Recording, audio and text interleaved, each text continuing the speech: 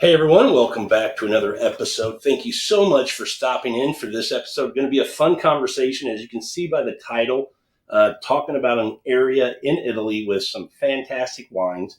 And if you don't know about this area, I would say it might be the best kept secret in Italy right now. But word's getting out; it's starting to spread because they're doing some great things over there. So, talking about the wines of Etna today, and I have a great guest on. He's been on before. This is going to be the editor in chief of Wine Magazine, Opening a Bottle. And he's also a Colorado based wine educator, Kevin Day, back on the program. How are you, Kevin? Great, Rob. How are you? Good to I'm be doing back. well, man. I got wine in the glass. I'm doing real well. You got Benanti in the glass. I do. And as we say that, I'll let you give them a big thank you. You kind of coordinated this to get us a Sure, couple of whites, a white and a red, a couple of bottles to have while we're talking about the wines of sure. Sicily. Yeah, well, when you reached out to talk about where we wanted to talk about next, which area of my expertise, which is in France and Italy, Etna first came to my mind. Partly because I went there in September, partly because Etna is always on my mind. I mean, I don't, I try not to get bogged down in hyperbole too often, but there are few places in the world that are more compelling for wine than this place. And I mean that not just in terms of what the wines are in the glass, but what this volcano is like where these wines are grown. It is unusual to say the least. So I was really excited to talk about it. And, it's always nice that we're drinking the same thing when we do Yeah, this. Um, absolutely. and so I reached out to my friends at Wilson Daniels, who are an importer of fine wines. They bring in some of the nicest wines into America. They represent a winery called Benanti. I've known Antonio Benanti for a few years now. He's one of two brothers who oversees this great winery on the slope of Etna. And I'll talk about them in a second, but they're largely credited with the renaissance that has happened in Etna. They played a very key role in bringing it back from kind of a state of abandonment in the 1980s and 90s and into the 2000s. And so, when I thought of an Etna Rosso and an Etna Bianco that could speak volumes about what this place is like, the kind of typical signatures of Etna, Benanti came to the top of my mind, and I asked, and they were kind enough to send us each a bottle of their entry level Etna Rosso and Etna Bianco. So thank you to them for helping us make this podcast possible and this tasting possible. Yeah, I know we'll get into it in a little bit, but I will say I've snuck a couple of sips, and yeah, good stuff we're going to have today. It is, yeah. This is definitely Burgundy stemware territory that we're talking about here with Yeah, wines. absolutely. Well, let's start with, Sicily, Mount Etna specifically. Where are we? In relation to Italy, everybody hears Italy and they think about those regions that get them there for wine, whether it's Tuscany or Piemonte, or those are the two biggest regions. Obviously, up and down Italy, there's some great regions for wine, and Sicily is one of them. Where is this? For those who Yeah, don't know. yeah. So the way I look at Sicily, I kind of go back and forth. I think of Sicily as being on equal footing with Piedmont and Tuscany, for one. As a wine lover of Italian wines, Sicily continues to come to the table with just the most stellar wines of consistency, of quenchability, of versatility at the table, and they're not super expensive. And I'm talking about the Sicily in general, all of Sicily.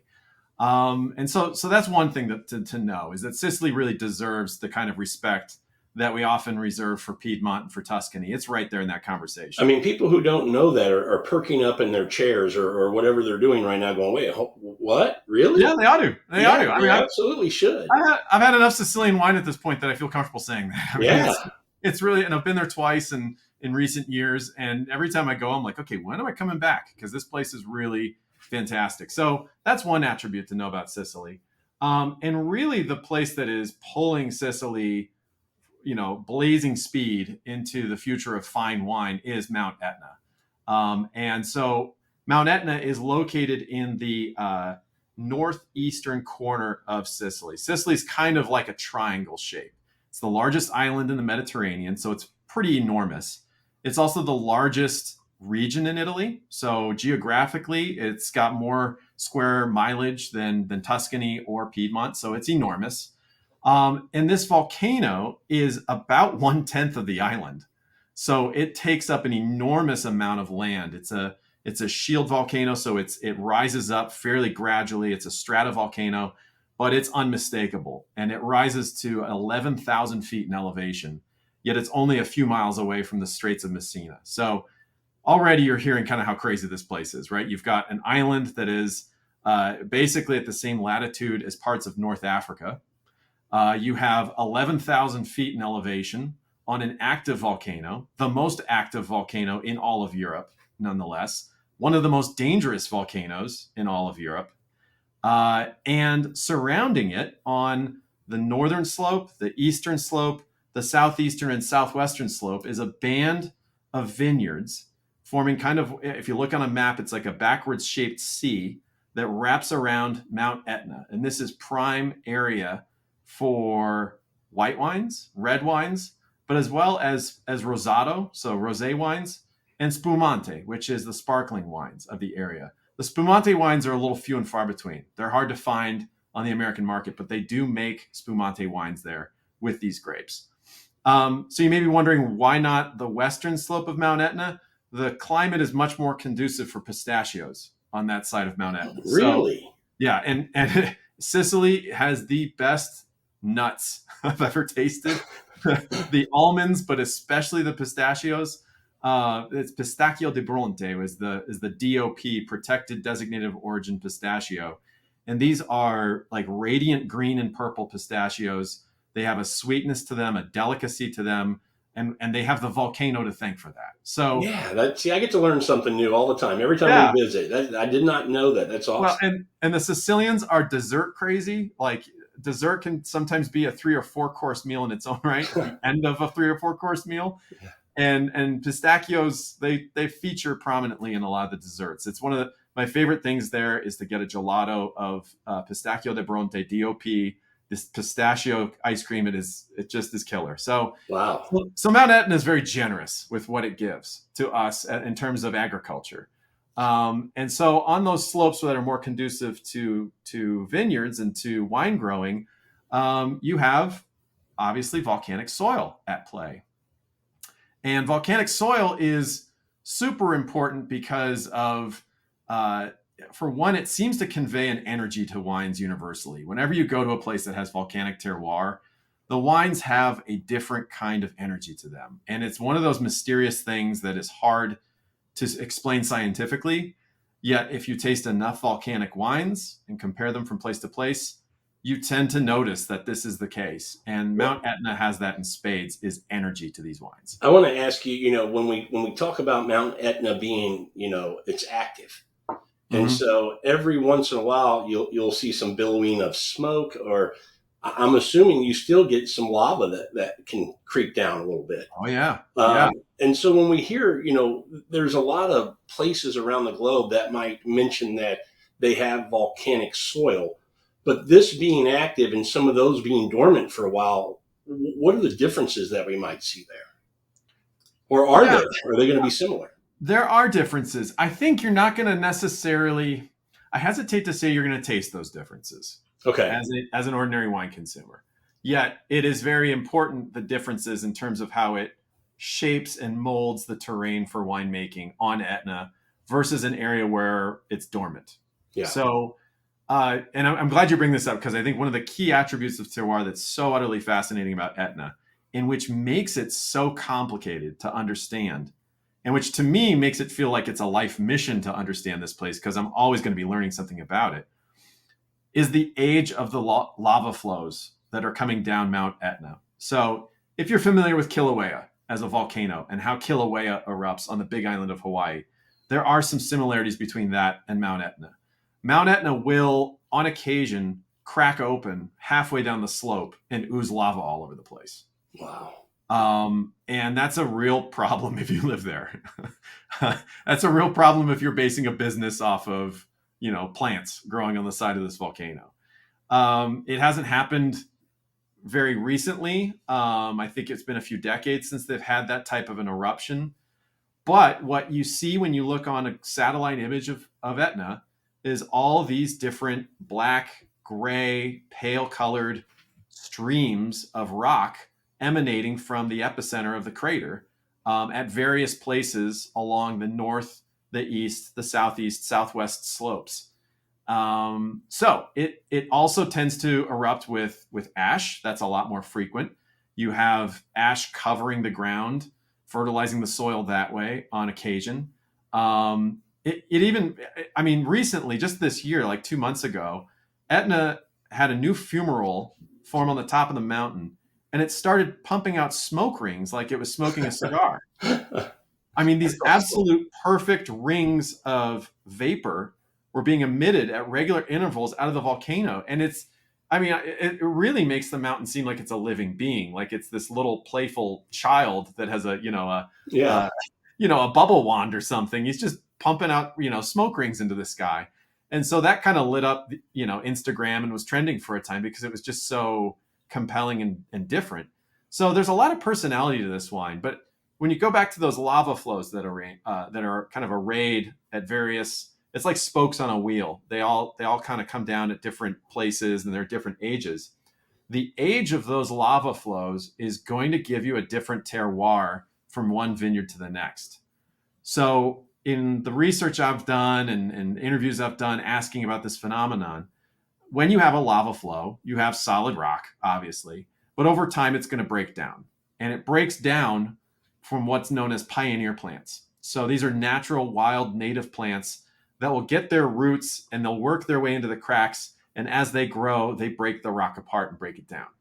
Very, very long, ancient process at play.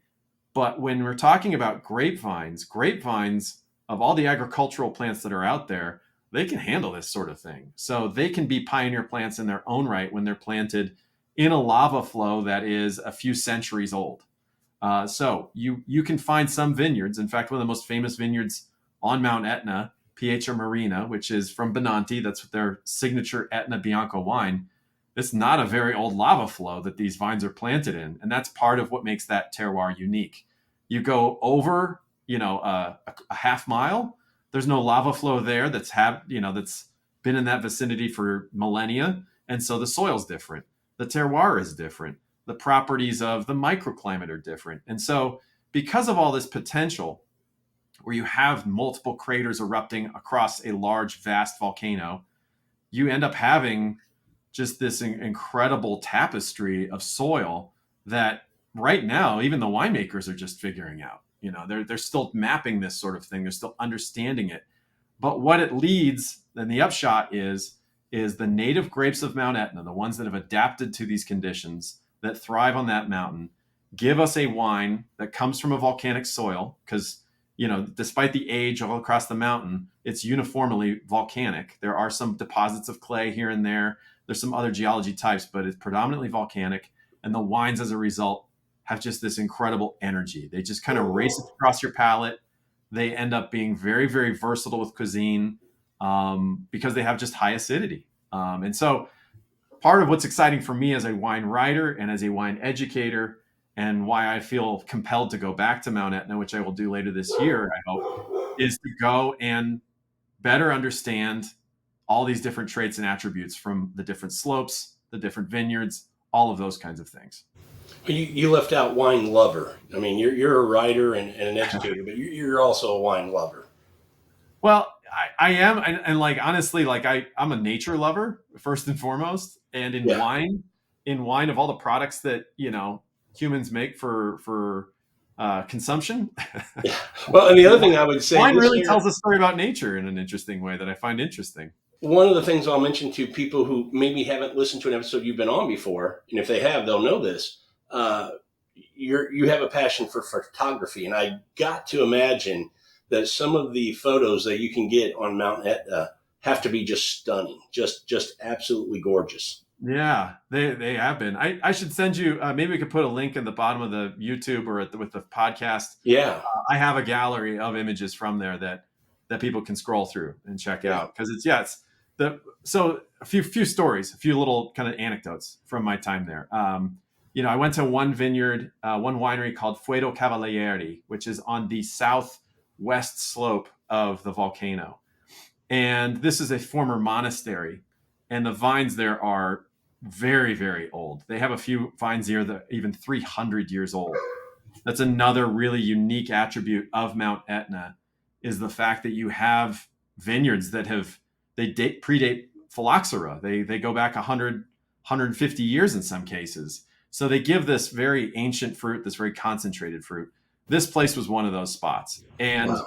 so for me to go and walk amidst vines that were, I mean, this was not like any vineyard I'd ever seen before in my life. It was chaos. I mean, I don't know how these winemakers make sense of a landscape where you have grapes basically growing off of bushes, off of little trees. They're almost on the ground. They're just, the vines have just gone every which way. There's been a real feral kind of nature to this place and to some of the vineyards that at every turn, it's a challenge as a photographer to make sense of it with the eye, because sometimes it doesn't seem like the vineyard has a focal point. You don't have these nice orderly rows that Yeah. you're walking through. The vines are not trained in the Guillot fashion for the most part. They're trained as little trees, but these are trees that for decades throughout the 20th century went untended.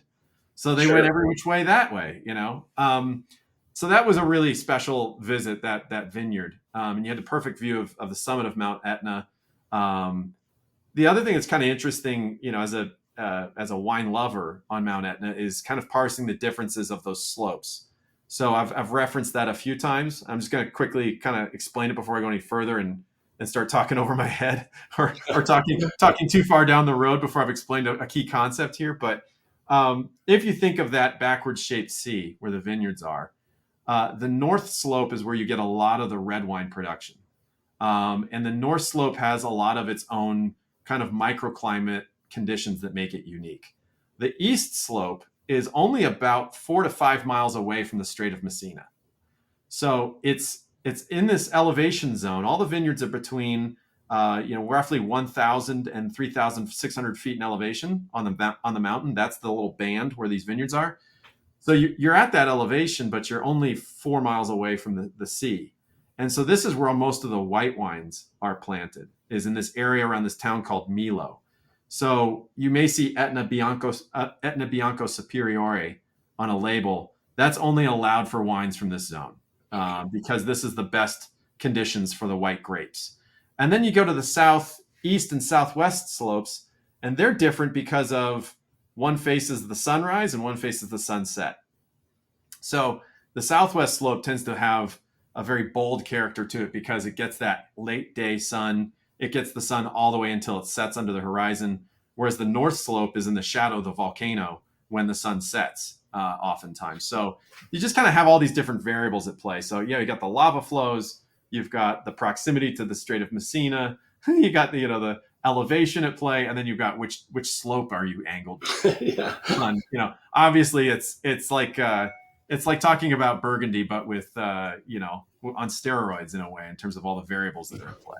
Well, that's a great kind of overview of the location and the geography of where these wines are made. What about the history of this place? I mean, for those of us who do know, Sicily's been a very important part of history when we think about trade and things like that going through that area.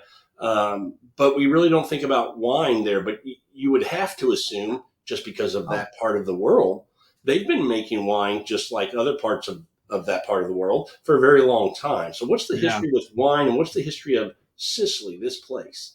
Well, I think the first thing to say is the wines we're drinking today are likely very different than the wines that have ever been drunk on Mount Etna, just because of the modern infusion of capital and resources and scientific understanding about making fine wine. That didn't exist before this 1980s, 1990s, really 2000s time period. So it's really interesting. You're tasting a wine here that is at once ancient, but also very modern, if that makes sense. Yeah. The landscape is very ancient. The cultural history behind the wines and behind tending to the vines is very ancient. The grapes are very ancient and the vines are very old. But the wines that they're making today are in a very clean style. They're not rustic. They're not, so there's not those There's hard finesse to them. Yeah. Yes, exactly. So that's kind of an interesting thing to know. But if you go all the way back to when, the first archaeological records of viticulture are on Mount Etna, it predates the Greeks. Oh, wow. And the Greeks landed on Sicily, I think it was around like 1800 BC, that they landed there and started kind of promoting their own viticultural ways. And so there's evidence that these wild vines and Etna have been together for a very, very long time. So Um, was it when we talk about prior to, let's just say, 1980s, 1990s, was it just kind of table wines? They were just making wines, and then at some point somebody said, "Hold on a second, we've got some really good indigenous grapes, and if we just kind of put a little effort and think about this a little bit, we could really make something special here." Is that kind of how that evolved? Yeah, that's a pretty good description of it. I think so the vineyards are predominantly terraced, so they were never really in a position to provide huge amounts and quantities of grapes for bulk wine production, like you might find elsewhere in Sicily. However, they did produce grapes that were sold for those purposes. There was also some localized efforts to make wines on a local level, either through casks, through occasional estate bottling. But again, this was you got to remember, after World War II, Sicily saw a lot of people leave the island. There just wasn't a whole lot of opportunity to stay in Sicily and make a living there, and so that kind of for lack of a better term, brain drain affected the agricultural landscape across the island. And Mount Etna, being a high elevation volcano, was kind of one of those last places to feel the hands of modern 20th century enterprise, just because of its of its terrain, and given that what was already there. So you mentioned at a certain point there was a tipping point, that Yeah. there was somebody who said, "Hey, we could do better here."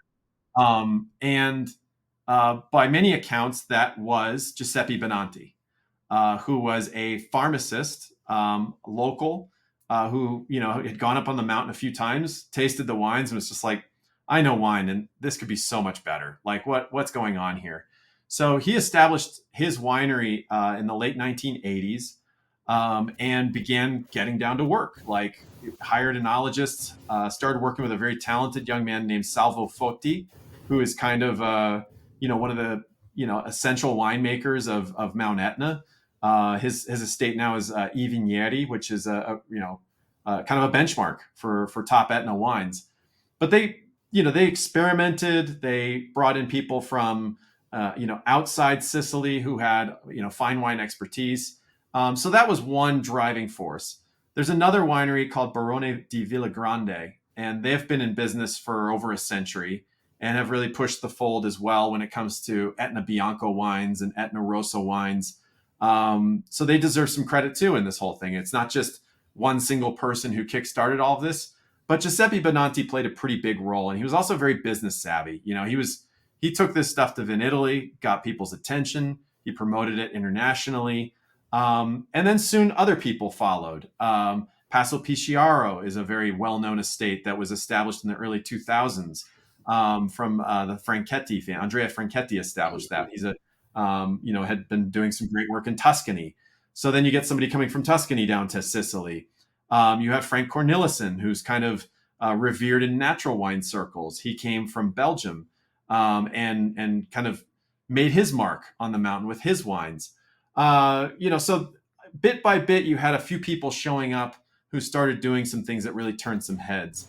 And then really in the late 2000s, 2008, 2009, 2010, 2011, then you started seeing an explosion of interest in these wines. Then you started seeing, the Sicilian kind of, the giants of Sicilian wine, like Donna Fugata, the Tosca family, Planeta, then they're getting involved in Mount Etna. And slowly but surely, momentum built around this DOC. There's been some growing pains. There's been some kind of, hey, do we want to be a DOCG? Do we want to refine what it is that we're putting in the bottle in terms of, the restrictions, the parameters? It's still a moving target. I think they're right now looking at trying to advance from DOC to DOCG level, which, if you're an Italian neophyte, that they've got two different levels of protected origin. DOCG is often considered a higher standard. I think it just means it's more regulated. So they're looking to do that. So there's some evolution still to happen on Mount Etna. But I think what's happened in the last 10 years is you're seeing this kind of nascent wine industry that has had people come from all sorts of places with various different kinds of intentions. They're now starting to coalesce around an ideal on what they should be, and then we're benefiting from it. I mean, the wines are just there's when I did the grand tasting at Etna Days. I mean, there were too many great wines to count, So Yeah, that's fine. that's why we're doing this episode for sure, is to get word out about how great these wines are. And it's funny, sometimes on some wine groups that I'm in on Facebook and other things, if I post a wine from a producer from Etna, a lot of people will be like, hey, stop doing that. We don't need the word to get out because then prices go up. This is just such a great gem of a place for to It your is. point earlier, great Well, value. I think there's enough people who are enthusiasts in this place that you and I can't stop that tide. It's No, happening. not at all. And I don't want to. Look, we need to Yeah. share these wines, and the people of Sicily need they and Mount Etna, they deserve having the world know how great their wines are. So absolutely. Yeah. And I think for me, what I feel like my job is in all of this is just making sure people understand it and get the story right on what this place is like and what its Yeah. potential is, and also how it fits into the greater galaxy of Italian wines and the greater galaxy of world fine wine. So should we start with the Etna Bianco and talk about that specifically? Yeah, let's start with that and the Yeah. grapes that make it up, but also about the terroir, because I did want to ask you. We started talking about around the globe. I think people who are a little bit nerdy about wine understand kind of what clay is and what limestone is, or gravel or sand. But when they hear volcanic soil, they go, well, what does that mean? What is it? Mm. How dense is it? How light is it? What is how does it work? Yeah. I think the thing to think about with all soils is water retention. Because I think beyond that, we start splitting hairs to a degree that it becomes very case by case scenario. And I think as a wine lover, the thing to think about with volcanic soil versus clay soil, which would be kind of the on the other end of the spectrum, really, is when it rains and you have precipitation to feed the plants. Um, does that water go deep underground, or does it kind of get soaked up like a sponge and just sit there? Clay has this absorbent property to it that it really holds on to water pretty well. That's why you see clay typically on flatter land, or slightly, more gradual slopes is where you might see that.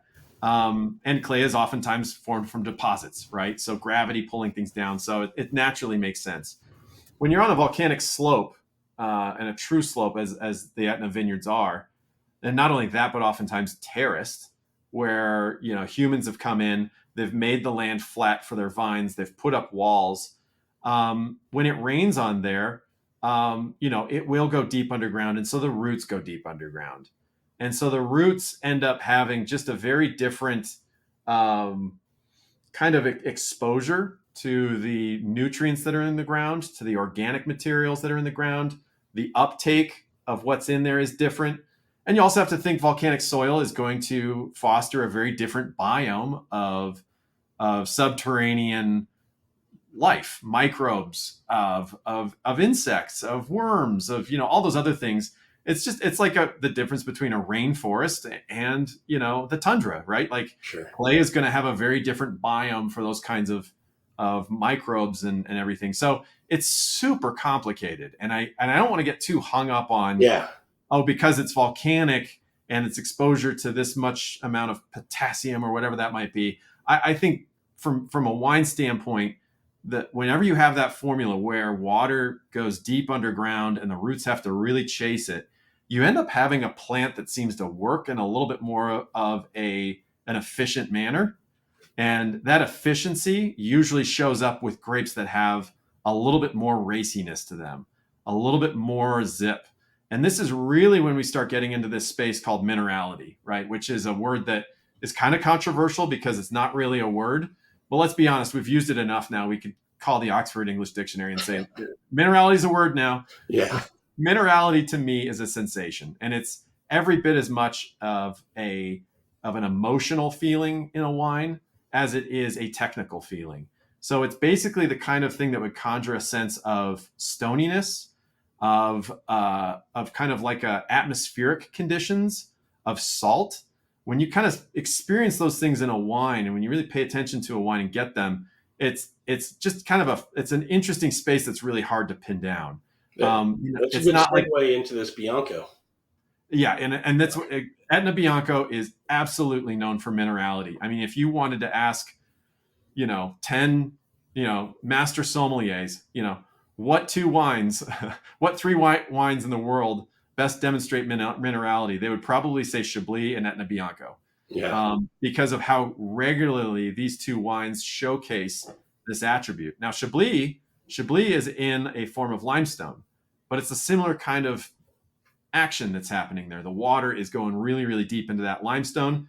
Those Chardonnay vines are really, really chasing the water.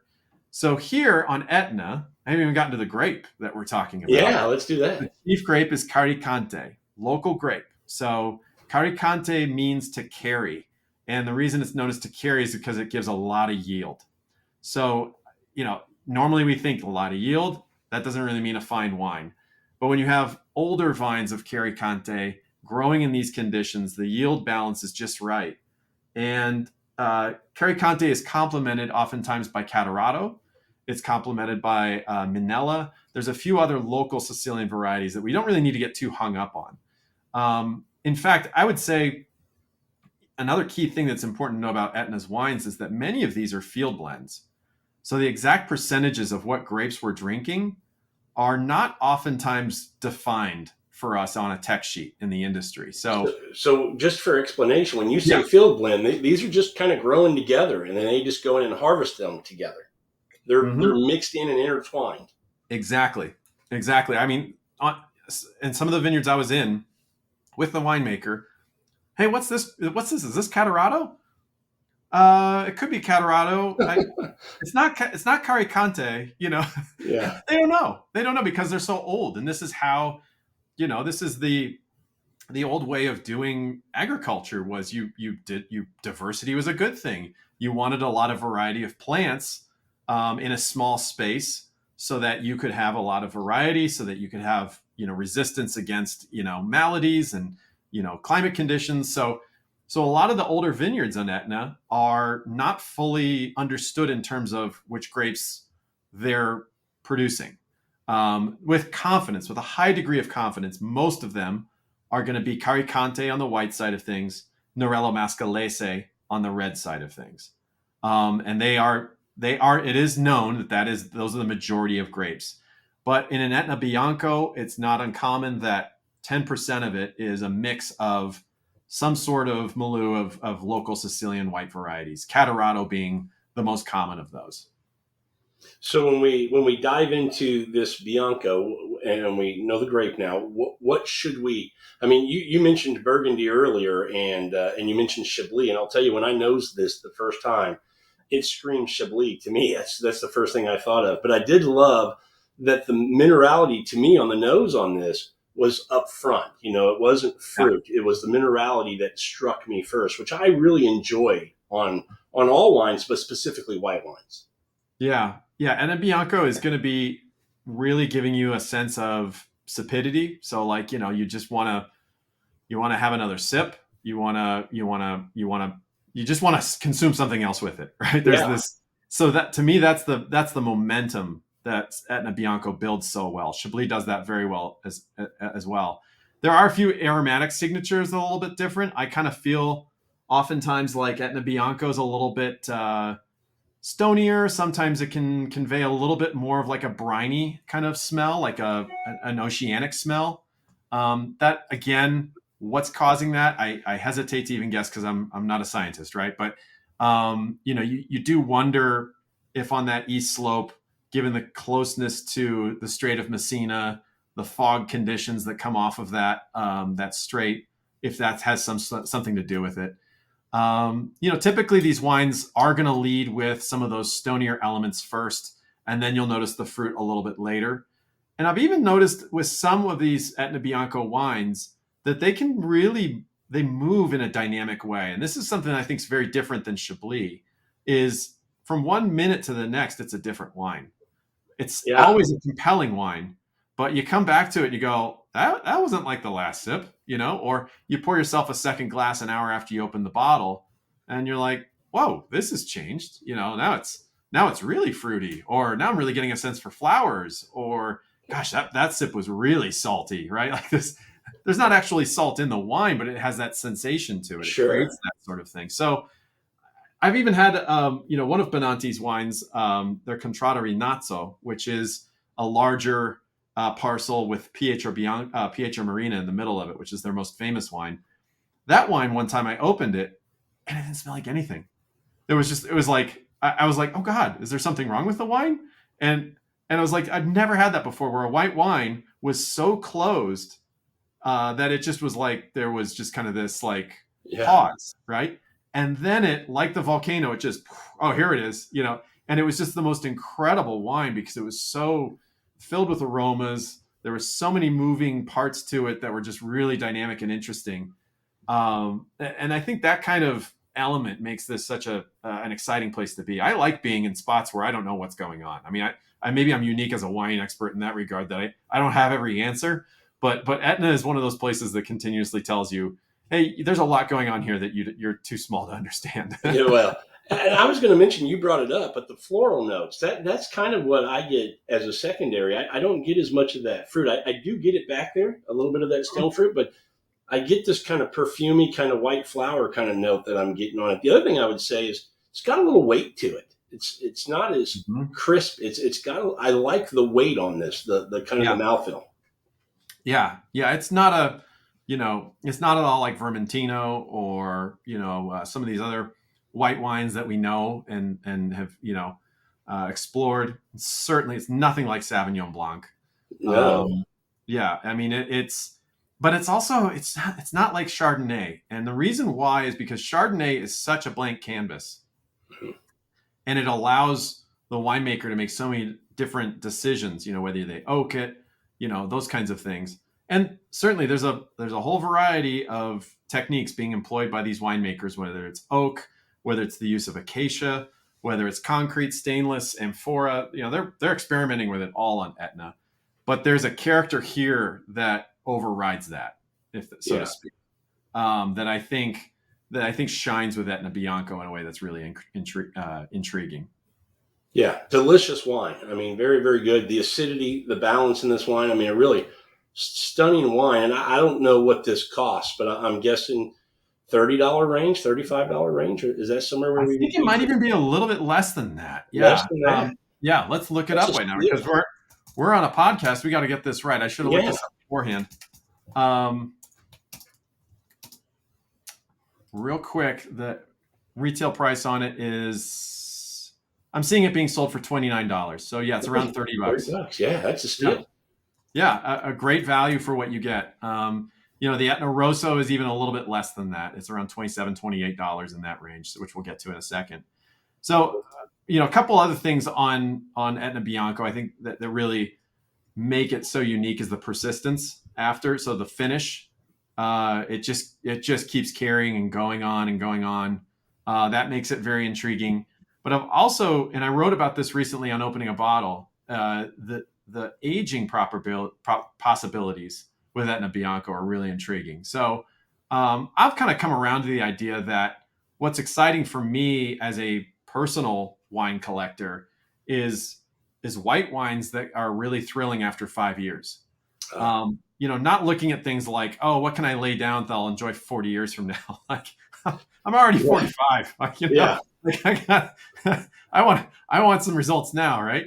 And this is really where Etna Bianco has a leg up on a lot of other white wines. Is what it does in that 5 year, even 10-year time frame is really, really intriguing. I had some examples at Etna Days that were 10 years old, and this is a wine that's got incredible aging potential. I wouldn't be surprised even if 20 years from now people are talking about 30-year-old Etna Biancos as being really, really compelling. So it's not that it only lasts for 5 years, but you're actually going to really see some noticeable changes in it in 5 years. So that to me is a fun thing to manage, is, a rack of 4 different Etna Bianco that I just keep for 5 years and roll them out. And if I forget about them after 5 years and I try them 7 years, they're still going to deliver some results to me. They're still going to be more, complex and nuanced and intriguing after that window. So something to kind of keep in mind is if you got any collectors listening in, that it's a really interesting wine for that. No, I think that's great to know because, so many times we hear with white wines, 3 to 5 years, drink them, as a general rule, not this, doesn't apply to every wine, but it's good to know that this wine, you would say after 5 years to that 10-year mark is just a fun window to really kind of, maybe buy 3 or 4 of these and open one at 5 and 7 and 9 and, right. just see what it's like. But a lot of times too, with wines we talk about aging, they require aging, right? Like, it's released, sure. You don't want to open it yet. And these wines aren't like that. These wines you can open right at release. Yeah. Save them for 3 years. You can save them for 6 years. You can save them for 10. I mean, go for it. All the properties are there for a really solid age-worthy wine. Especially from some of the top producers on the island, which we can talk about a little bit later. Yeah, I need to put them in the back of the cellar because they're so good. If they're in front of me and I see the label, I'm probably going to pull it and want to drink it. So I probably need to hide them a little bit. Yeah, not a bad idea. Yeah. You want to go over to this Rosso and talk about that? Yeah, let's talk about Etna Rosso. So I mentioned earlier the key grape here is Nerello Mascalese. That's the black grape of Mascali, which is a town in Sicily. Nerello Mascalese is fairly similar to Sangiovese genetically. So they're trying to figure out what its origin story was. Was it from originally Calabria, which is like the toe of Italy that kind of points at Sicily? They're still trying to figure out genetically how this ties into it, but it has a lot of similarities to Sangiovese.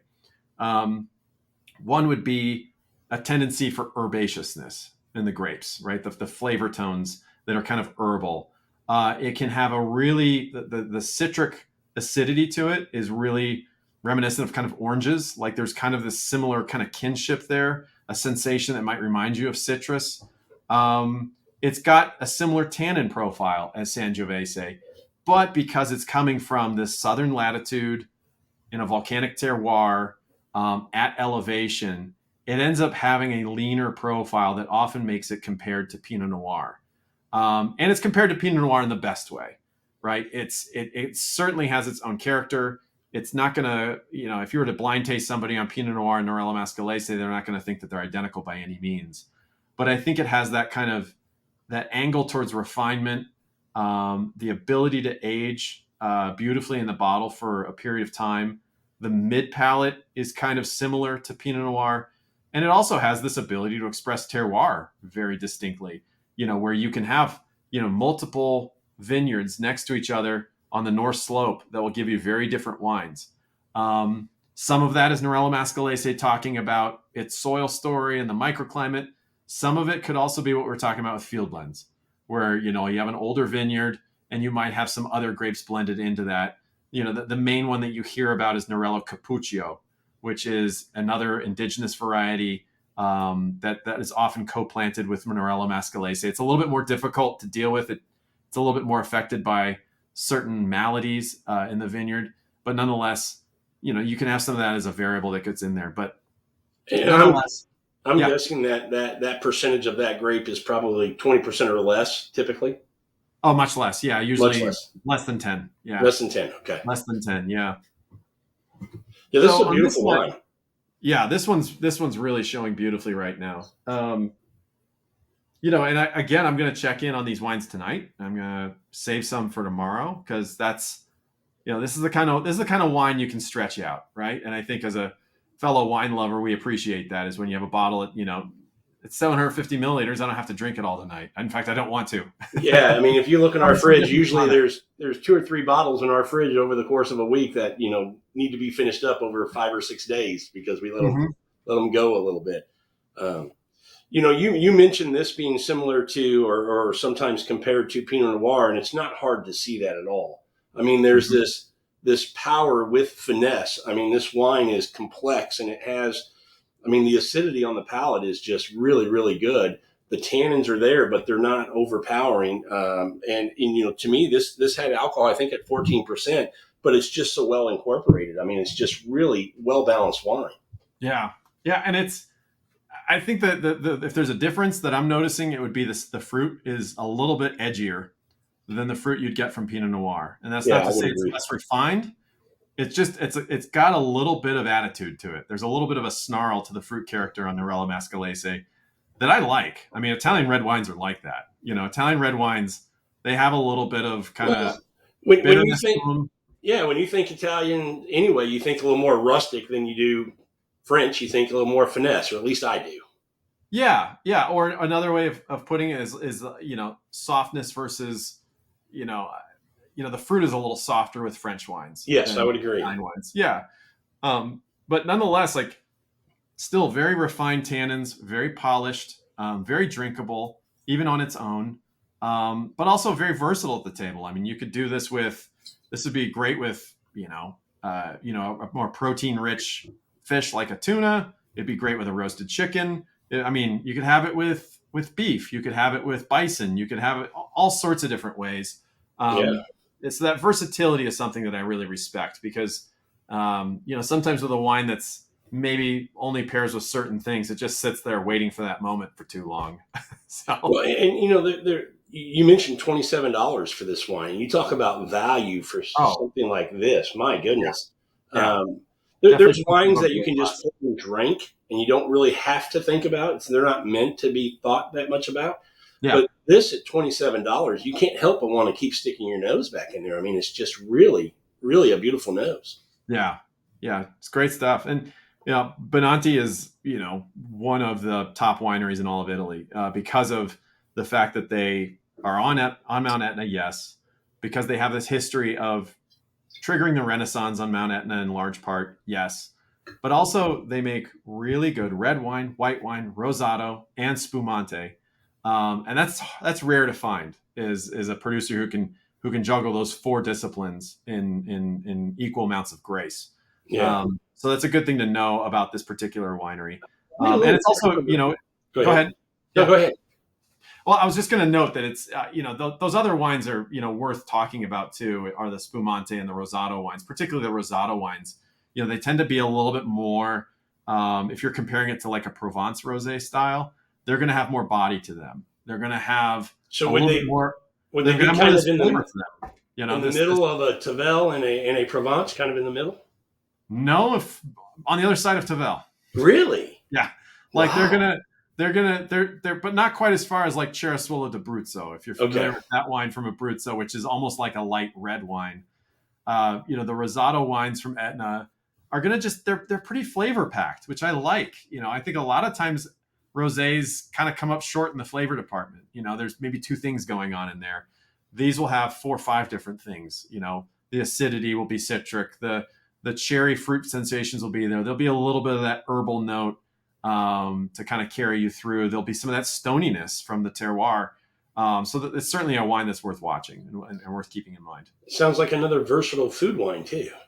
Yeah, very much so. Very much Yeah. so. One last thing to wrap up on Etna Rosso and also with the Etna Bianco, and I didn't mention earlier.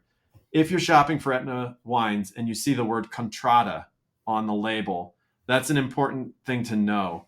That's almost like a village level designation. So they've broken down, and I apologize, my office line phone is ringing. Yeah, you're fine. They've broken down the different villages across Etna into, they're known as Contrada locally. And so it's almost like a single vineyard wine. In fact, usually if it comes from a winery and it's a Contrada, that's their one vineyard that they have in that town. So it kind of is a single vineyard wine technically. Those are going to be a little bit more terroir specific. They're going to be smaller in production size. So there's going to be fewer of those bottles. They're going to be more expensive. And oftentimes they are the best wines on the mountain are the ones that are coming from the individual Contrada. So that's just another level of exploration that people could kind of pursue with Etna wines if they get to kind of that level 201 of drinking with these would be to explore the Contrada that way. Yeah, and I want to bring up that you mentioned when we started the conversation that this region, in your opinion, uh, is right up there with the fine wines of Italy and the fine wines from around the world. Especially, when you talk about, well, I'll let you say, when you make that comment, especially the other regions, the big name regions in Italy, how do you compare? How do you rank, or where do you put uh, Etna Rossos and Etna Biancos on that chart? Equal footing. Equal footing. I mean, that's for me, Yeah. right? This is my individual opinion. And the reason for that is I've come to kind of expect more from fine wine regions. Like I really, it's pretty imperative that, you have a white wine in the mix too, you know?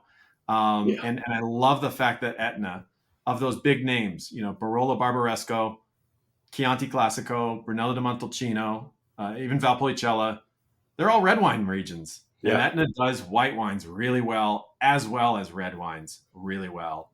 That's a And if great you're point. talking about complexity, I've had Etna Rosso wines that are every bit as complex as Barolo wines, Brunello wines, Chianti Classico wines. Now, you can make comparisons from one estate to the next, right? Does Etna have the equivalent of Bartolo Mascarello? Does Etna have the equivalent of Biondi Santi? I don't. That's a different discussion. So that's not what we're talking about here. Right. We're talking about greatness, right? Like what can a wine region provide that is greatness? And for me, I mean, Etna's on. It's at that level. It's that top upper echelon in Italian wines for what it provides. And that's not to say that it exceeds Barolo, Brunello, or Chianti Classico. But to me, it's on equal footing because of the potential for excitement, the enthusiasm it generates, and the frequency with which my mind is blown. Right, Yeah. as a wine lover, that's the thing, right? You know it when you see it. When you have a wine that just, whoa, what is this? I cannot fathom everything that's coming out of this glass right now. It's so much information, and I've had that with all of those wine regions. So why not? Yeah. Why say it's any lesser, right? I mean, it's tremendous. And the other thing I would say is, when you get to fine wine regions, you expect, right? Fine wine, you expect that the price might be a little bit more. When you think about Piemonte or Brunello's, Chianti still has some great value there. But Certainly. here, I mean, one of my favorite things to do in the exploration of wine is to find those bottles that punch up, that, Mhm. you drink blind and you go, I'd pay $70 for this, and you get told you're only paying $27 for this, and you're like, holy cow! And I always say it's a wine that takes you to a region, and then once you're there, go explore, because you can find Yeah. all kinds of things. So my point is, there's great value in this region, but Kevin, like any all wines made, there's high end wines. What are we looking at in this region with Etna Rossos? Are we entry level? Are we at $25, $27 like this one, and we get up to $100 bottle, $120 bottles? Yeah. So the most expensive wine from Etna would be this one I've mentioned 3 or 4 times already, which is Pietramarina. So kind of unique that one of the most expensive wines is the white wine, but Pietramarina, and it might even be the most expensive in Italy at this point. Um, a quick search on Pietramarina, I believe it's like 150, 145, kind of in that Wow. range per bottle. So that's a collector's wine. It's from a very small but very special vineyard in Milo. On the red wine side of things, you oftentimes get a few wines that kind of, it depends on, producer stature, right? I mean, so many of these wines, a lot of it kind of comes from the fact that it's, from one of the higher end, more prestigious wineries. They can kind of trend up to kind of like the above $100 for some Etna Rosso wines. So I'm thinking like, Tenuta della Terra, like their top level wines would be kind of in that space.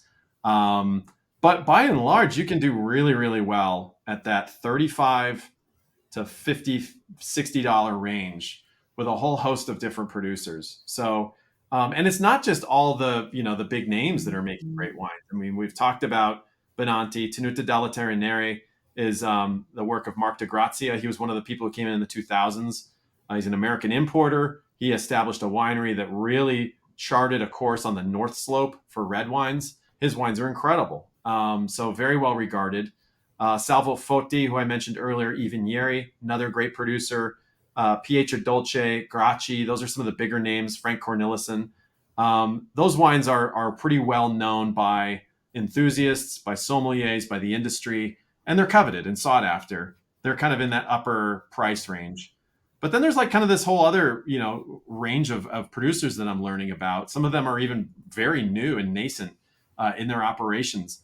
When I was there in September, I met a young couple who started a winery called Monte Leone. And Monte Leone makes excellent whites and reds from the North Slope.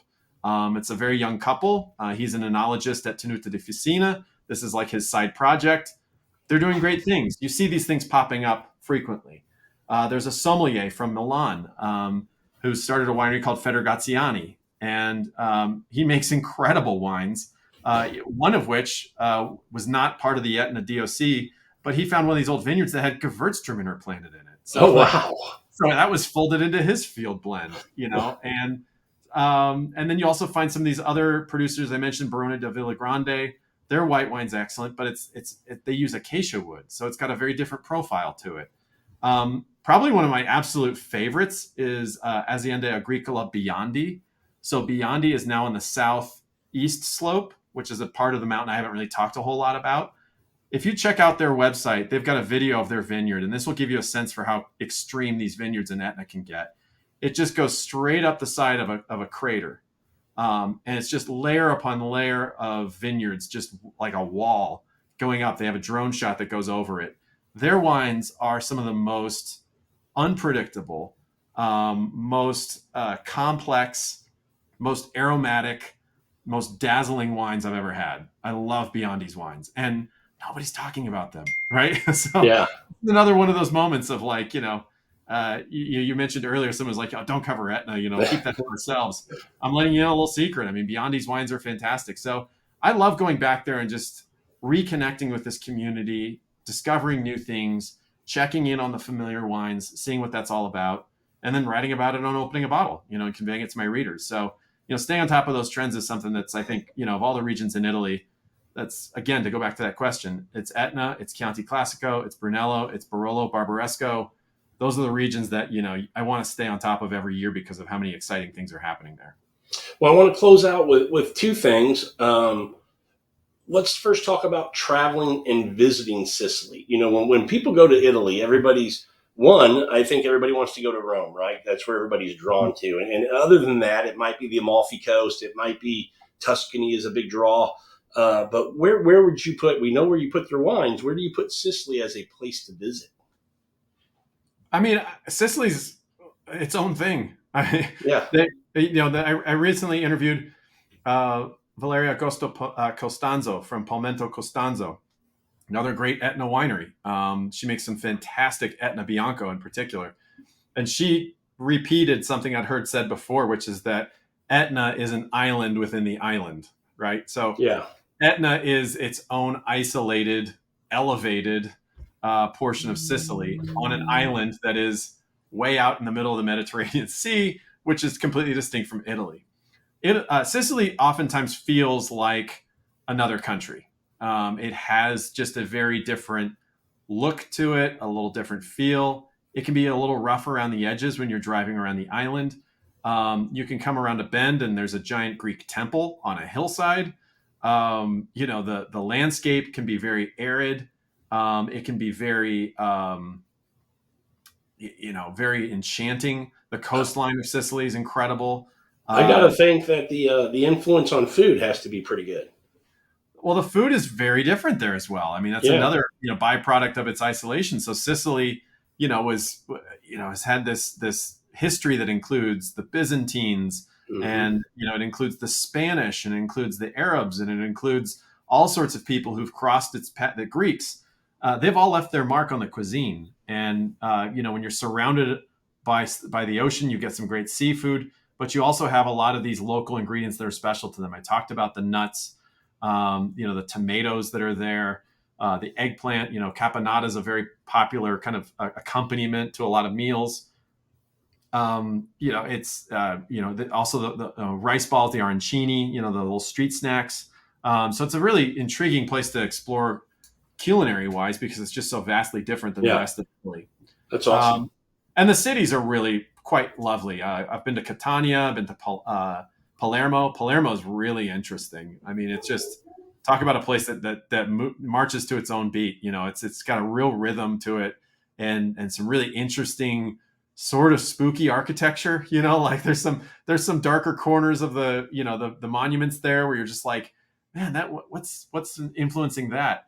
You can go into a chapel there and it's completely covered in gold mosaics on the inside. I mean, Palermo's wild. It's a really wild place to visit. Highly recommend it. Cool. Well, Kevin, let's finish up with letting everybody know where they can find you, where they can follow you, where they can get your information. Sure, absolutely. Yeah. Again, openingabottle.com is my publication. I just celebrated my 10th year writing about wine. As you can probably notice about how I talk about wine, I'm a little bit of a different in the wine industry. I don't do kind of a lot of, reports that are just like consumer reports focused on wines. I really love telling the story. I love getting to the crux of why these things matter. That's really, there's a lot of times in opening a bottle, I'll start writing a story about something and I'll ask myself, does this really matter? Do I need to be writing about this? And I don't. So the content that's on there is I'm really proud of, because I think it's really gets to the heart of the matter on Italian wines, French wines, Austrian wines. I just wrote a piece on a particular grape that grows in Georgia. So I'm just really interested in kind of these ancient places where wine grows and what the story is behind them, but also staying on top of who the right producers are, who we should be drinking, those kinds of things. So it's openingabottle.com. I do have paid subscribers. They can join me for wine classes. They can unlock the paywall that is in front of the wine reviews. And they can also, enjoy some discounts to certain events around the country that I'm working on right now. So looking at brokering some deals for my subscribers. And I came up with a code just for this podcast that they can use if they want to visit and subscribe. They can save 30% off. It's only $49 a year. I mean, I'm not making a great deal of money doing this. Nobody does publishing about wine. But for $49 a year, you get whole access to the site. But with the promo code, you save 30%. And the promo code is all caps FWWP30. So Food, Wine, Whiskey Podcast 30. And they can save money if they want to join me on opening a bottle. And I was going to mention that is very nice of you to offer that and extend that to the listeners.